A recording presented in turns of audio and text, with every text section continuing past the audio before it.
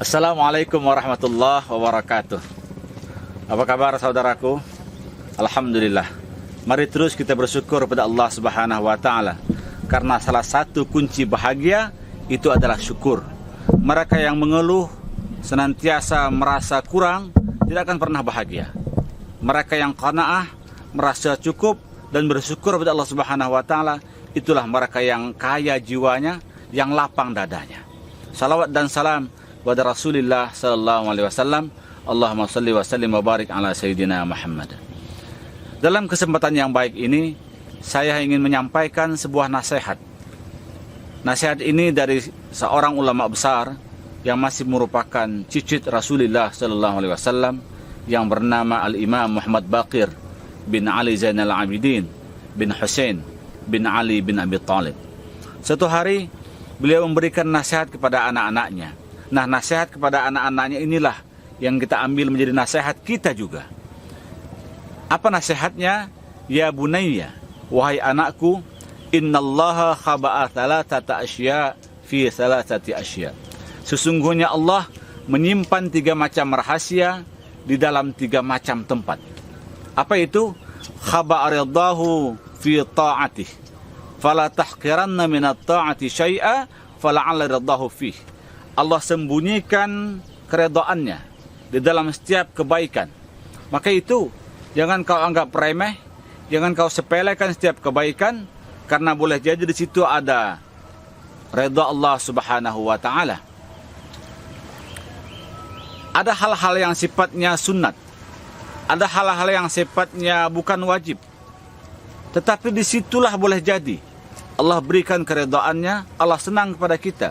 Rasulullah mengajarkan kepada kita, kalau di jalan berjumpa duri umpama, singkirkan itu, karena itu bagian daripada cabang iman.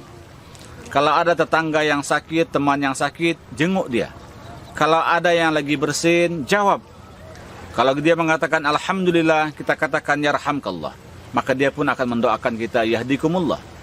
Sepertinya sepele, tapi dari doa itulah ketika dia memuji Allah, kita katakan semoga engkau merahmati Allah, maka dia pun akan membalas semoga engkau diberikan hidayah oleh Allah Subhanahu wa taala. Ketika ada yang kesusahan atau sakit, kita jenguk, maka suatu saat pasti dia akan ingat, akan ada balas budi dari dia, karena kita pernah dulu menjenguknya ketika dia susah. Demikianlah seterusnya. Dia di balik hal yang sifatnya sepele, boleh jadi ada boleh jadi ada karunia Allah, boleh jadi ada redha Allah di situ. Rasulullah ajarkan kepada kita minum umpama dengan duduk, manfaatnya akan kembali kepada kita. Maka semua syariat yang Allah berikan melalui Rasulnya, di situ ada keridhaan Allah Subhanahu wa taala. Jangan anggap remeh sesuatu yang ringan seperti lahiriahnya, sesungguhnya di situ ada keridhaan Allah Subhanahu wa taala. Mencium batu yang disebut dengan mencium Hajar Aswad, apalah arti mencium batu? Tetapi Umar bin Khattab laksanakan mencium batu itu karena Rasulullah mencium batu itu. Bahkan batu hitam itu disumpahi oleh Umar bin Khattab. Wallahi la aqbaluka, kata Umar bin Khattab, aku tidak akan mencium engkau wahai batu, demi Allah, manakala aku tidak melihat kekasihku Muhammad juga mencium engkau. Jadi dia mencium batu itu karena Rasulullah mencium batu itu. Inni a'lamu annaki la tanfa'u wa la tadur. Aku mengetahui, kata Umar, sesungguhnya engkau wahai batu tidak bisa memberikan manfaat, tidak bisa memberikan mudarat. Tapi karena Rasulullah mencium itu, maka diikuti langkah itu. Jadi cinta kepada sunnah, ya. Nah, orang hari ini meninggalkan sunnah karena mengatakan, itu kan hanya sunat. Kenapa tidak sholat qabliyah subuh? Itu kan hanya sunat. Kenapa tidak duduk ketika minum? Itu kan hanya sunat. Orang sekarang meninggalkan sunat karena mengatakan itu sunat. Orang dulu meninggalkan sunat, orang dulu melaksanakan sunat karena itu adalah sunnah Rasulullah sallallahu alaihi wasallam. Yang kedua, khaba'a sukhtahu fi maksiyatih. Allah sembunyikan kemurkaannya dalam setiap kemaksiatan. Fala tahqiranna minal maksiyati syai'a. Maka janganlah engkau menganggap remeh setiap kemaksiatan, setiap kejahatan, meskipun kelihatannya sepele.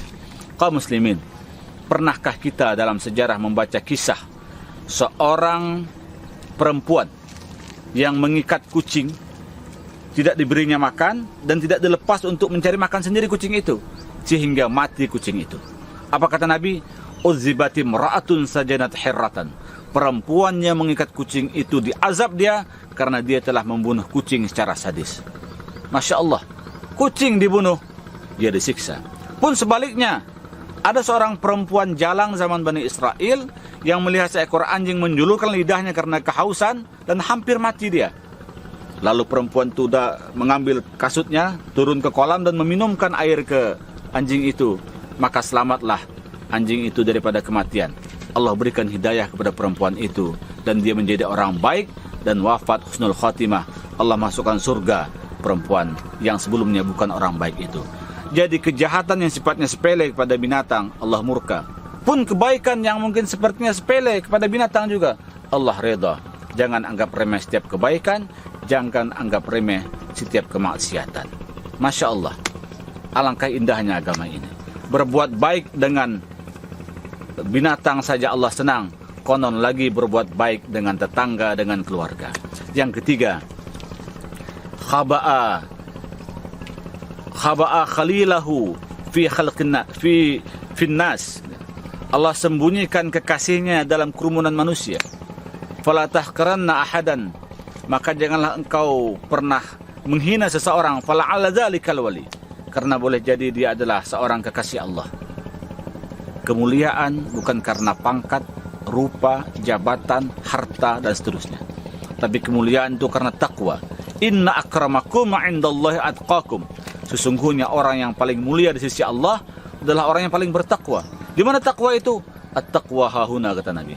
Takwa itu ada dalam dada, dalam jiwa kita, bukan pada pangkat.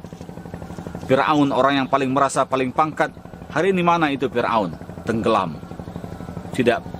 Tidak ada kekuasaan Fir'aun sedikit pun hari ini. Bahkan sekarang jasadnya ditertawakan di museum di Kairo sana, kering seperti ikan disalai. Kekayaan bukan karena harta. Qarun, orang yang mengaku paling kaya, mana sekarang Qarun? Tidak ada. Kekayaan bukan karena kecantikan, bukan karena keturunan. Kalau karena keturunan, maka anak seorang nabi pun ikut menjadi nabi. Tapi lain halnya dengan Kan'an.